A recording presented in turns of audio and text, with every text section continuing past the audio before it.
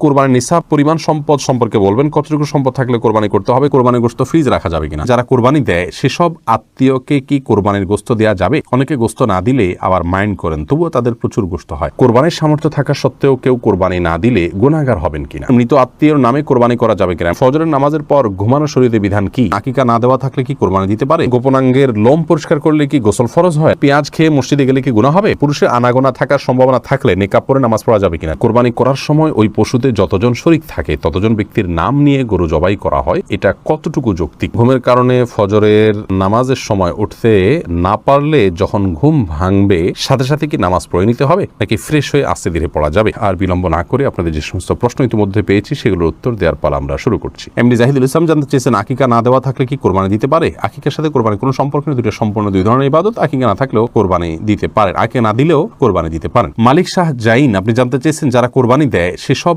আত্মীয়কে কি কোরবানির গোশত দেওয়া যাবে? অনেকে গোশত না দিলে আবার মাইন্ড করেন, তবুও তাদের প্রচুর গোশত হয়। কোরবানি দিলেও কাউকে কোরবানির গোশত দেওয়া যেতে পারে, কারণ আল্লাহ রাব্বুল আলামিন কোরবানির গোশত সম্পর্কে কোরআন কারীমের একাধিক জায়গায় বলেছেন যে নিজে খাও এবং যারা অভাবী নন তাদেরকে, অন্য মানুষদেরকেও দাও, যারা অভাবী মানুষের কাছে চায় তাদেরকেও দাও। তার মানে এখানে আত্মীয় স্বজন যারা সলভেন্ট আছেন, আত্মীয়তার বন্ধন স্বরূপ তাদের জন্য কিছু হাদিয়া আপনি পাঠাতে পারেন, এতে কোনো দোষের কিছু নেই। ফাহিম বিনতে ফারুক জানতে চেয়েছেন, পুরুষের আনাগোনা থাকার সম্ভাবনা থাকলে নেকাব পরে নামাজ পড়া যাবে কিনা? জি অবশ্যই, নেকাব পরে সাধারণ অবস্থায় নামাজ পড়া যাবে না, কারণ নবী সাল্লাল্লাহু আলাইহি ওয়াসাল্লাম চেহারা ঢেকে সালাত পড়তে নিষেধ করেছেন এবং নারী পুরুষ সকলের জন্য সেটি সমানভাবে প্রযোজ্য। কিন্তু কোনো ক্ষেত্রে যদি এমন হয় যে আপনি এমন জায়গায় সালাত আদায় করছেন এখানে অন্য পুরুষরা আসা যাওয়া করার প্রচণ্ড সম্ভাবনা আছে, তাহলে সেক্ষেত্রে আপনি নেকাব পরে সালাত আদায় করতে পারবেন, যেহেতু এটা বিশেষ ওজর রয়েছে। এরপরে নাফি চৌধুরী আপনি জানতে চেয়েছেন, সালাতুত তাসবিহ নামাজ জীবনে একবার হলেও পড়তে হবে, এ কথা সত্যতা জানতে চাই। এ বিষয়ে একটি হাদিস পাওয়া যায়, নবী করিম সাল্লাল্লাহু আলাইহি ওয়াসাল্লাম তার চাচা আব্বাস রাদিয়াল্লাহু তাআলা আনহুকে শিক্ষা দিয়েছেন, এই হাদিসটি পাওয়া যায় এবং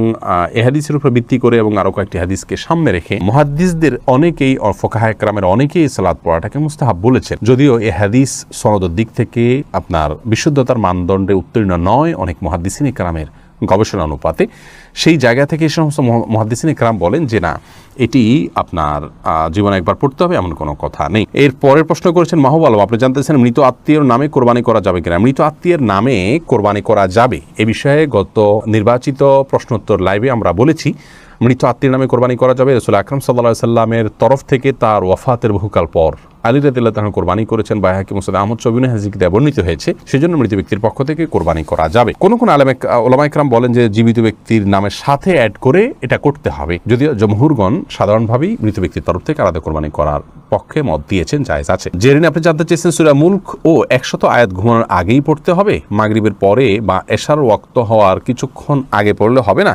মাগরিবের পর থেকে পড়লেই হবে বোন, এটা ঘুমানোর ঠিক আগ মুহূর্তেই পড়তে হবে কোনো কথা নেই। রাতের যে আমলগুলো আছে শোবার আগ পর্যন্ত, মাগরিবের পর থেকে নিয়ে শোয়ার আগ পর্যন্ত যে কোনো সময় পড়লেই আদায় হবে ইনশাআল্লাহ বিইذনিল্লাহ। এরপরে যে প্রশ্ন আমি দেখতে পাচ্ছি তাহলে এমডি সাইদুর রহমান আপনি জানতে চেয়েছেন, কোরবানি করার সময় ওই পশুতে যতজন শরীক থাকে ততজন ব্যক্তির নাম নিয়ে গরু জবাই করা হয়, এটা কতটুকু যৌক্তিক?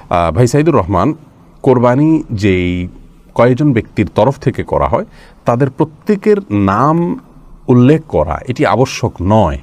আপনারা যখন 2 জন 5 জন 7 জন বা 6 জন যে কোনো সংখ্যক, সর্বোচ্চ 7 জন, এর ভিতরে যে কোনো সংখ্যক মানুষ একটা পশুতে আপনারা যখন অংশগ্রহণ করছেন এবং প্রত্যেকের একটা নির্দিষ্ট হিস্সা থাকছে, কোনো ভাঙতি হিস্সা থাকছে না, এমন না যে একটা গরুতে 7টা শেয়ার, একটা শেয়ার 2 জন মিলে নিলেন, এরকম কোনো অপশন নেই, সুযোগ নেই।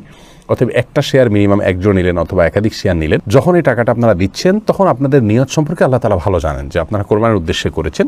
এখানে আলাদা করে তাদের নাম উল্লেখ করতে হবে, জপতে হবে এমনটি আবশ্যক নয়। যদিও কোরবানি করার পর এটি বলা সুন্নাহ যে আল্লাহ এই কোরবানি যেটি হলো এটিকে অমুক অমুক অমুক ব্যক্তির তরফ থেকে আপনি কবুল করে নিন, এভাবে যদি উচ্চারণ করা যায় ভালো।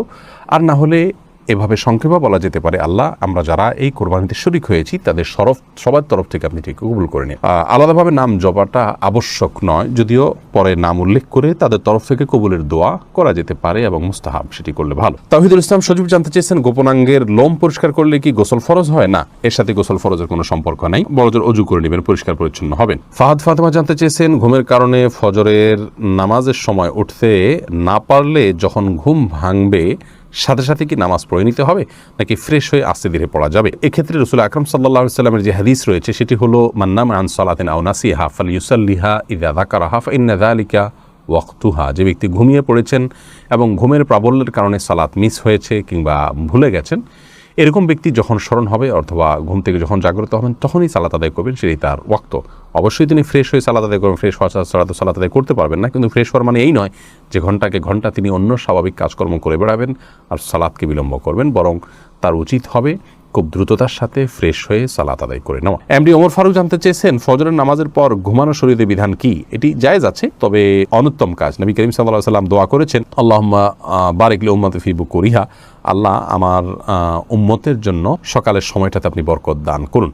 অতএব সকালের সময়টাতে না ঘুমানো উচিত বা উত্তম। কেউ অসুস্থ থাকলে ভিন্ন কথা, বৃদ্ধ হলে ভিন্ন কথা, তবে যদি কেউ ঘুমান তিনি কোনো বড় গুনাহ করেছেন, অপরাধ করেছেন, এই লেভেলের সমস্যা নয়, অনুত্তম আর উত্তমের বিষয়টি এতটুকু। তাছাড়া নবী সাল্লাল্লাহু আলাইহি ওয়াসাল্লাম সকালে ঘুমাতেন না কখনো, সেজন্য এটি সুন্নাতের খেলাফ। এমডি সোহেল জানতে চেয়েছেন, কোরবানির গোশত ফ্রিজ রাখা যাবে কিনা? হ্যাঁ, কোরবানির গোশত ফ্রিজে রাখতে পারেন, কোনো অসুবিধা নেই, তবে ফ্রিজে রাখার উদ্দেশ্যেই যেন কোরবানি না হয়। কোরবানি করার পর গোশত থাকলো, থেকে গেল, সেগুলো রেখে দিলেন ফ্রিজে, অসুবিধা নেই। ইসমাইল দেওয়ান জানতে চেয়েছেন, পেঁয়াজ খেয়ে মসজিদে গেলে কি গুনাহ হবে? পেঁয়াজ বলতে কাঁচা পেঁয়াজ যদি খান, কাঁচা পেঁয়াজ খেয়ে সেই অবস্থায় মসজিদে যেতে যাওয়া নিষেধ, হাদিসে স্পষ্ট নিষেধ আছে। তার কারণ হলো মসজিদে ফেরেশতা থাকে, অন্য মানুষরা আছেন, কাঁচা পেঁয়াজ খেলে মুখে দুর্গন্ধ হয়, সেই দুর্গন্ধ নিয়ে মসজিদে গেলে আশপাশের লোকদের কষ্ট হবে, ফেরেশতাদের কষ্ট হবে, সেজন্য হাদিসে নিষেধ আছে।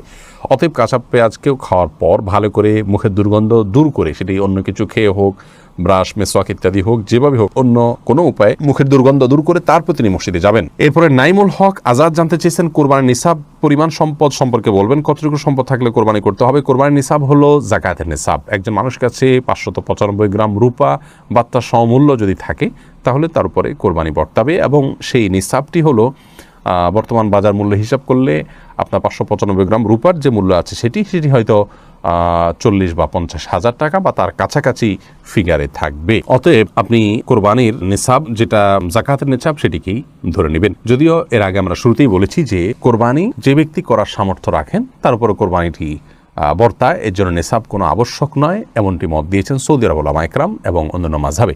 হানাফি মাযহাব বা আমাদের ওলামা ইকরাম বা আমাদের দেশে যে স্কুল অফ থট ওলামা ইকরাম ফলো করে থাকেন, সেটিতে আপনার যাকাতের নিসাব হলে তখন কোরবানি আবশ্যক হবে বা বর্তাবে। শামীম আপনি জানতে চেয়েছেন, কোরবানির সামর্থ্য থাকা সত্ত্বেও কেউ কোরবানি না দিলে গুনাহগার হবেন কিনা? কোরবানির সামর্থ্য না থাকা সত্ত্বেও যদি কোরবানি না দেন তাহলে তিনি গুনাহগার হবেন। ইমাম আবু হানিফা রাহিমাহুল্লাহ তাঁর মত অনুযায়ী, যেটিকে ফলো করে আমাদের দেশের বেশিরভাগ ওলামা ইকরাম, আর আরাবিয়ান স্কলারদের মধ্য থেকে সৌদি আরবের ওলামা ইকরাম বিশেষত, তাদের এক্ষেত্রে দৃষ্টিভঙ্গি ভিন্ন রকম। তারা মনে করেন কোরবানি এটি একটি সুন্নাহ আমল, যার কারণে কোরবানি যদি কেউ সামর্থ্য থাকার পরও না করেন তাহলে তিনি সুন্নাহ তরক করলেন, এটি সুন্নাতে মুআক্কাদা বা গুরুত্বপূর্ণ একটি সুন্নাহ তরক করলেন, সন্দেহাতীতভাবে তিনি ক্ষতিগ্রস্ত হলেন, কিন্তু তিনি বড় ধরনের কোনো গুনাহগার হলেন না। যেমনটি আমাদের ওলামা ইকরাম মনে করেন ওয়াজিব তরক করার গুনাহগার হবেন সামর্থ্যবান ব্যক্তি কোরবানি না দিলে। আমাদের ওলামা ইকরামের দলিলটি অত্যন্ত সমৃদ্ধ। এক্ষেত্রে নবী সাল্লাল্লাহু আলাইহি ওয়াসাল্লাম বলেছেন যে ব্যক্তি কোরবানি করার সামর্থ্য রাখে অথচ কোরবানি করলো না, সেই জন্য আমাদের ঈদগাহে না আসে। এবং এই মর্মে কাছাকাছি ধরনের ভাষ্য অনেকগুলো হাদিসে আসছে, যে ভাষ্য থেকে বোঝা যায় যে নবী সাল্লাল্লাহু আলাইহি ওয়াসাল্লাম সামর্থ্যবানদেরকে কোরবানি করতে আবশ্যক করেছেন, আবশ্যিকভাবে নির্দেশ করেছেন, এবং না করলে তার জন্য তিনি সতর্কবাণী দিয়েছেন। অতএব সামর্থ্যবানদের জন্য কোরবানি না করে থাকাটা অনুচিত হবে আমরা মনে করি। যদিও বিপরীত দিক থেকে যারা এটাকে সুন্নাহ মনে করেন তাদেরও দলিল হলো নবী আলাইহিস সালাম বিভিন্ন হাদিসে এটাকে সুন্নাহ বলে অভিহিত করেছেন, ইব্রাহিম আলাইহিস সালামের সুন্নাহ বলেছেন, তো সেই জায়গা থেকে তারা এটিকে সুন্নাহ বলেন।